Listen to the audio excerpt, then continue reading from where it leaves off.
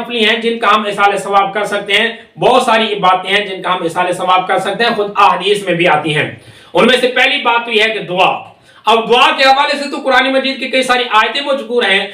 جن میں یہ ثابت ہوتا ہے کہ اللہ پاک نے حکم دیا کہ اپنے سے پہلے جو بزرگ جو اللہ کو پیارے ہو چکے ہیں ان کے لیے آپ دعا کیا کریں۔ ایک آیت ہے سورۃ حشر میں، سورۃ حشر کی 10 نمبر آیت، اس میں اللہ پاک نے یہ ایک عمل مسلمانوں کا بیان کیا ہے، والذین جاءوا من بعدہم یقولون ربنا اغفر لنا ولاخواننا الذین سبقونا بالایمان، جس میں یہ دعا اللہ پاک نے سکھائی ہے کہ اگر آپ دعا کرنا چاہیں تو یوں دعا کیا کریں کہ اللہ پاک ہم سے پہلے جو اللہ کے ولی یا ہمارے جو بھائی ہم سے پہلے فوت ہو چکے ہیں، اللہ ان کے بھی مغفرت فرما، اللہ ان کو بھی بخش دے۔ تو اس سے یہ ثابت ہوتا ہے کہ دعا اپنے سے پہلے بزرگوں کے لیے، پہلے اپنے سے پہلے فوت ہونے والوں کے لیے آپ دعا کر سکتے ہیں۔ اور دوسرا، احادیث بھی کئی ساری ہیں، خود بخاری مسلم کی کئی ساری احادیث ہیں جن میں یہ بات ثابت ہوتی ہے کہ آپ دعا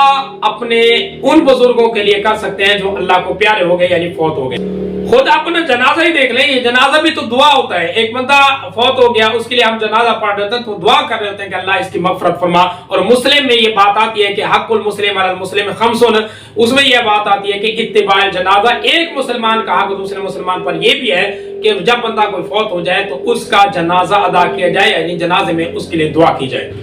اور صحیح مسلم میں ایک جنازے کی فضیلت پر بھی حدیث ہے کہ کسی مسلمان کے جنازے پر اگر 40 آدمی ایسے اکٹھے ہو جائیں جو شرک نہ کرتے ہوں تو اللہ پاک ان 40 بندوں کی عبادت یا اس دعا کی وجہ سے اللہ اس کی مغفرت فرما دیتا ہے۔ تو یہ دعا تو قبول ہوتی ہے، دعا کا ایصال ثواب تو ہوتا ہی ہوتا ہے۔ اسی طرح صحیح مسلم میں یہ بات بھی آئی ہے کہ قبرستان میں بھی جا کر آپ دعا کر سکتے ہیں۔ حضور صلی اللہ علیہ وسلم کا ایک عمل بھی ہے، آپ صلی اللہ علیہ وسلم نے جا کر قبرستان میں ہاتھ اٹھا کر دعا کی ہے۔ اور اسی طرح خود آپ صلی اللہ علیہ وسلم اپنے والدین کے ایصال ثواب کے لیے بھی ان کی قبروں پر گئے ہیں، آپ نے جا کر دعا بھی کی ہے، مغفرت کی دعا اپنے والدین کے لیے بھی کی ہے، یہ بھی احادیث کے اندر مذکور ہے۔ تو دعا جو ہے اس کا ایصال ثواب آپ کر سکتے ہیں، دعائیں جتنی مرضی ہے کریں، اس کا فائدہ بھی ہوتا ہے اور یہ دعا مسلمان کی یہ قبول بھی ہوتی ہے۔ اور دوسرا عمل صدقہ، اور حضرت سعد بن عبادہ رضی اللہ تعالیٰ عنہ سے ایک مشہور روایت ہے صدقے کے حوالے سے کہ حضرت سعد کی والدہ فوت ہو گئی تو انہوں نے آ کر اجازت لی باقاعدہ حضور صلی اللہ علیہ وسلم سے کہ میں اپنی والدہ کے لیے کچھ صدقہ خیرات کر دوں اور اس کا کیا فائدہ بھی ہوگا میری والدہ کو؟ تو حضور صلی اللہ علیہ وسلم نے ایک ہی لفظ فرمایا، آپ نے فرمایا ہاں، یعنی جی ہاں ہوگا۔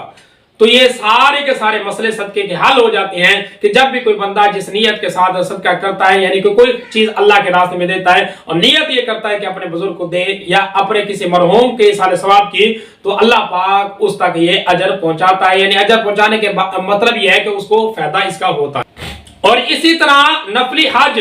یعنی حج بدل، اس کا بھی حوالہ صحیح مسلم اور بخاری میں ملتا ہے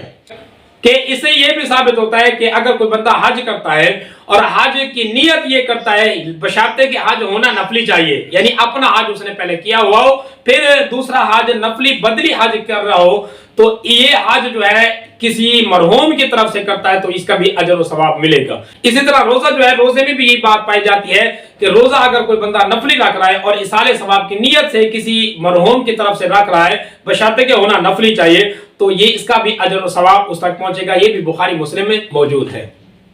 باقی دو ہی باتیں بچ گئیں، نماز، نفلی نماز اور اسی طرح قرآن مجید کی تلاوت، اس کے حوالے سے صحیح حدیث میں کوئی روایت نہیں ملتی، لیکن امید یہی کرتے ہیں اگر کوئی بندہ اس طرح کی باتیں جو نفلی کر رہا ہے، قرآن مجید پڑھ کر ایصال ثواب، یعنی ایصال ثواب سے مطلب دعا کر رہا ہے یا